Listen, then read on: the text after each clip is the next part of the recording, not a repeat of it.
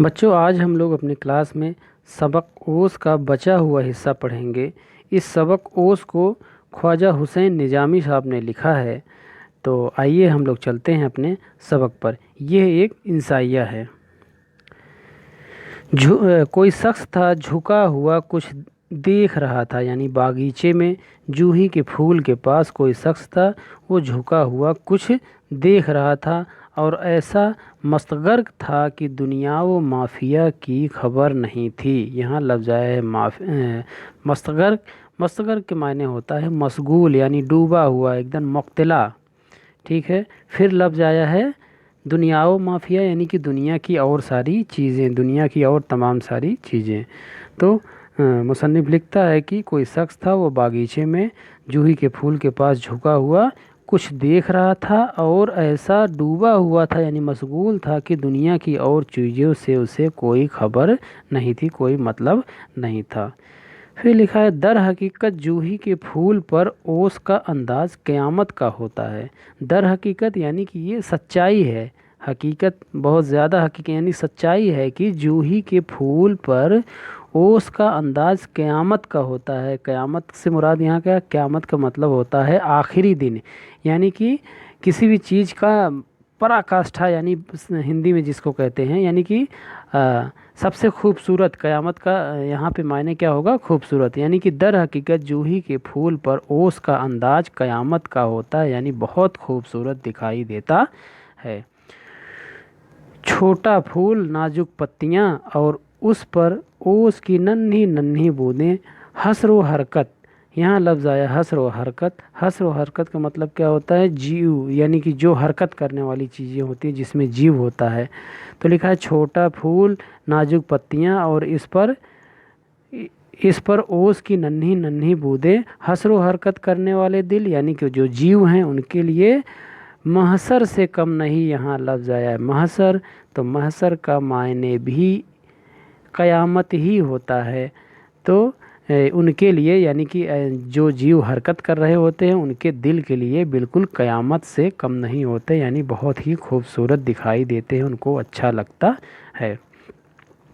اوس کی عمر بہت تھوڑی ہوتی ہے، اوس کی عمر زیادہ نہیں ہوتی ہے۔ رات کو پیدا ہوتی ہے اور سورج نکلتے وقت مر جاتی ہے۔ جیسے ہی سورج نکلتا ہے تو یہ مر جاتی ہے، اپنا جان دے دیتی ہے۔ اوس کی سیرابی باران رحم کی طرح ہر خاص و عام، چھوٹے بڑے اور اونچے نیچے کے لیے یکساں مفید ہے۔ یہاں لفظ آیا ہے سیرابی۔ سیرابی، سیرابی کے معنی کیا ہوتا ہے؟ سادگی۔ سیرابی کے معنی کیا ہوتا ہے؟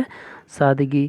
پھر اس کے بعد لکھا ہے باران رحم، یعنی رحمتوں کی بارش، ٹھیک ہے۔ تو اس کا مطلب ہے سادگی، اس کا مطلب ہے باران رحم یعنی رحمت کی بارش، یعنی کہ اوس کی سیرابی یعنی سادگی اور باران رحم یعنی رحمت کی بارش کی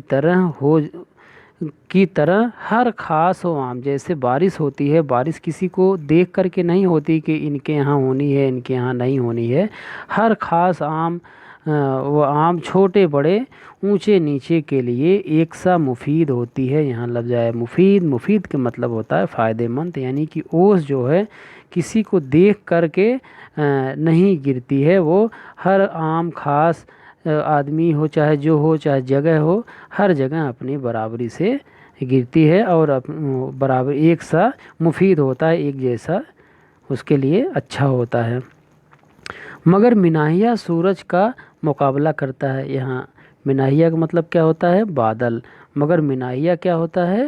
سورج کا مقابلہ کرتا ہے، یعنی کہ جب بارش ہونی ہوتی ہے تو بادل کے ڈھیر سارے لشکر، لکھا نا آگے کہ بادلوں کے لشکر لاتا ہے تو آفتاب کو پوشیدہ ہونا پڑتا ہے۔ جب بارش ہوتی ہے تو بادلوں کا لشکر، لشکر کے معنی کیا ہوتا ہے؟ فوج۔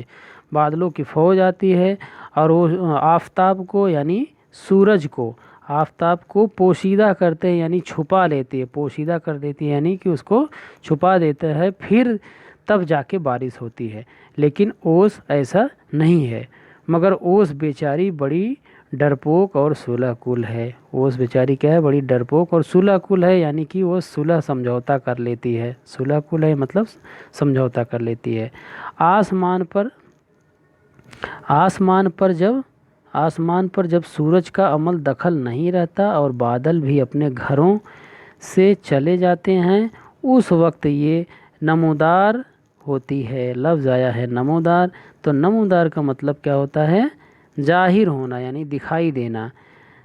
यानी जब आसमान पर जब सूरज का अमल दखल नहीं रहता और बादल भी अपने घरों से चले जाते हैं, तो उस वक्त ये नमोदार होती है, यानी कि ये जाहिर होती है, दिखाई देती है। और सूरज के निकलने के साथ ही जान दे देती है। जैसे ही सूरज निकलता है वैसे ही ये जान दे देती है, यानी इसका इंतकाल हो जाता है। तो आगे देखते हैं। इंसान अगर ये शिकायत करे तो हक बेजानब है। हक बेजानब का मतलब क्या होता है, सच्चाई। हक बेजानब का मतलब क्या होता है, सच्चाई के साथ, यानी हक की तरफ। तो अगर इंसान अगर ये शिकायत करे तो ये सच्चाई के साथ होगी। क्या कि ओस तमाम दरो दीवार यानी एक एक दीवार, एक एक दर, एक एक जगह। सजर के मायने क्या होता है, पेड़। सजर के मायने क्या होता है, पेड़। फिर जजर मतलब पत्थर। दरो दीवार यानी एक एक दीवार, एक एक जगह, एक एक दर को तर कर देती है, यानी वो किसी एक को नहीं देखती। जहाँ दर हो, दीवार हो, सजर हो यानी पेड़ हो, चाहे पत्थर हो, सब को तर कर देती है, मगर किसी प्यासी ज़बान की तसंदगी दूर नहीं करती। यानी किसी प्यासे की प्यास नहीं, तसंदगी मतलब प्यास नहीं बुझा पाती है, नहीं सकती है। उर्दू ज़बान में एक मशल है, यहाँ लफ्ज़ आया है मशल। तो मशल के मायने क्या होता है, कहावत। उर्दू ज़बान में एक मशल है कि ओस जब पड़ती है तो हाथी भीग जाता है, यानी इतना बड़ा हाथी ओस की वजह से भीग जाता है। गोया हाथी ओस में नहा लेता है, यानी तस्लीम करें। गोया मतलब तस्लीम करें यानी विश्वास करें।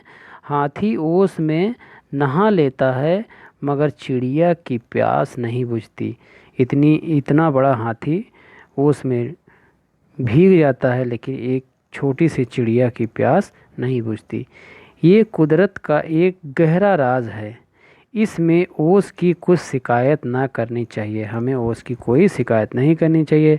बहरहाल अल्लाह ताला की निशानियों में से ओस भी एक निशानी है, यानी अल्लाह ताला यानी खुदा के द्वारा तमाम जो ईश्वर के द्वारा जो तमाम निशानियां बनाई गई हैं उनमें से एक ओस भी है, जिसको देखकर दिल हक परस्त, यहाँ लफ्ज़ आया है दिल हक परस्त, यानी जिसका दिल जो खुदा पे विश्वास करता है, ईश्वर में विश्वास करता है, ईश्वर को मानने वाले में इरफान इज़्दा के जज्बात पैदा होते हैं। इरफान इज़्दा यानी खुदा की पहचान, इसमें खुदा की पहचान दिखाई देती है और जज्बात, उसमें जज्बात पैदा होते हैं। यहाँ लफ्ज़ है जज्बात के मायने होता है भावनाएं, यानी उसके अंदर खुदा की पहुँच की भावनाएं पैदा होती हैं कि ऐसा उसे मालूम होता है कि ये खुदा के द्वारा दी गई चीज़ें हैं और कहीं ना कहीं इसमें खुदा है।